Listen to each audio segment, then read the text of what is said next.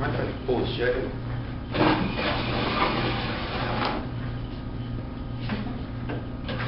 Okay. First of all, I'd like to thank you guys, judges here, thank this great audience here today, and also thank the government team for putting up this plan, and my partner. Going straight into their criteria. They said that the criteria that they will be democratic process. The democratic process will be increased by what they showed us today. I'm going to tell you why it will actually be decreased. This is the reason why.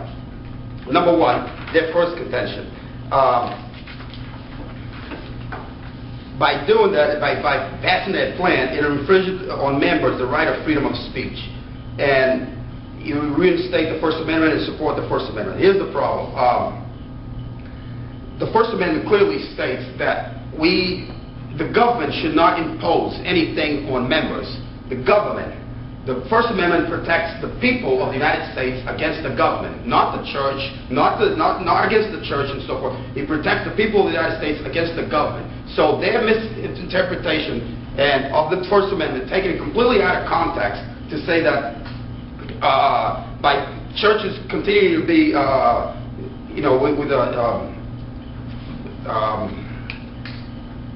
with this free, excuse me,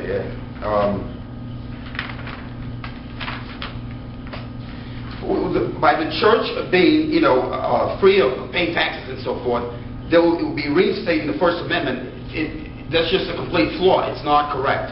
Okay, so now into their second contention, the churches will be more modern, and their impact is that it will bring more people in the church. Now, just because the church is having political issues being discussed and argued within the church doesn't mean the church will be more modern and more people go into church. Actually, the problem, if the church is modern or old school, it doesn't make a difference. People go to church regardless. We have to understand that people go to church for religious guidance, not for political guidance. He said that himself, the member of opposition here, the member of the government. So by having political discussions within the church will not bring more people to church. Now, and that also goes back to their criteria, which will increase the democratic process. I don't see how more people going to church will increase the democratic process. It'll increase more, maybe people will go to heaven more, but it won't increase the democratic process.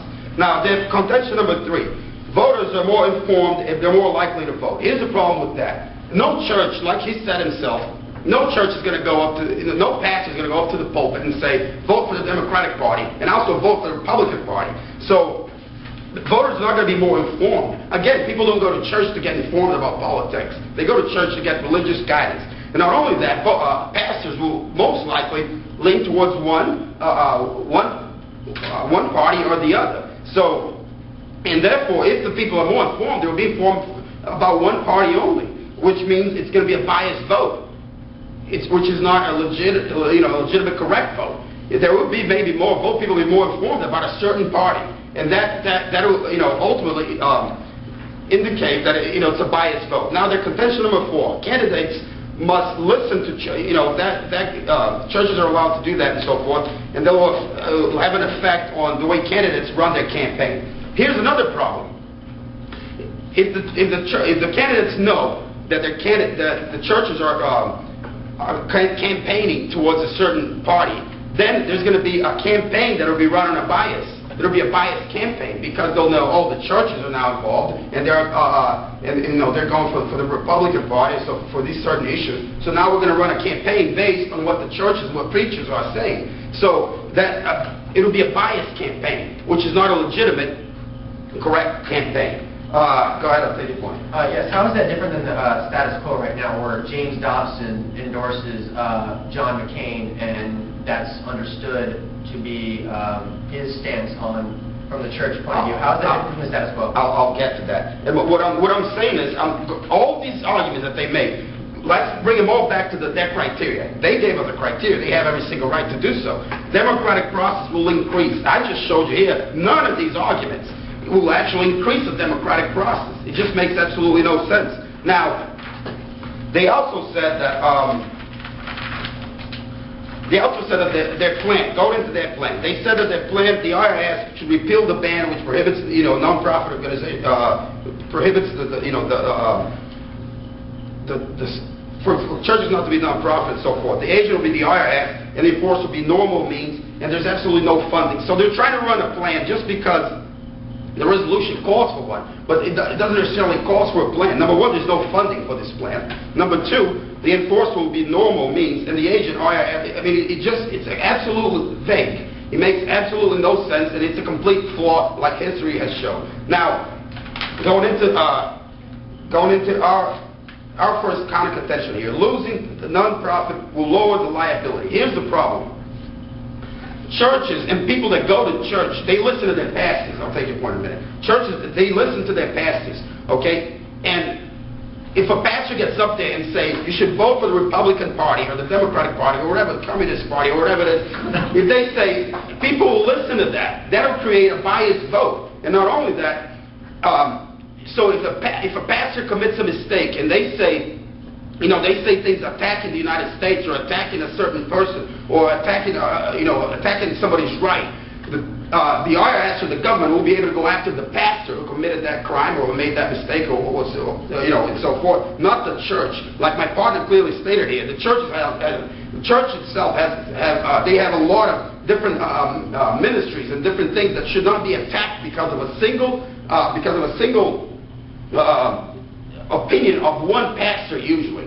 So we must understand that. Now, our second counter contention, the misrepresentation of money, of donations and so forth. Like the member of the government here said, the churches are for religious reasons and not, so people go to church for religious reasons. And again, I emphasize, not for political reasons.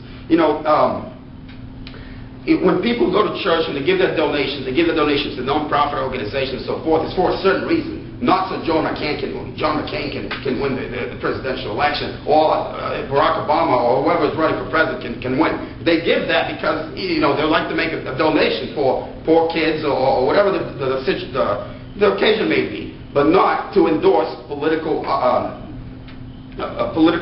candidates and so forth. So.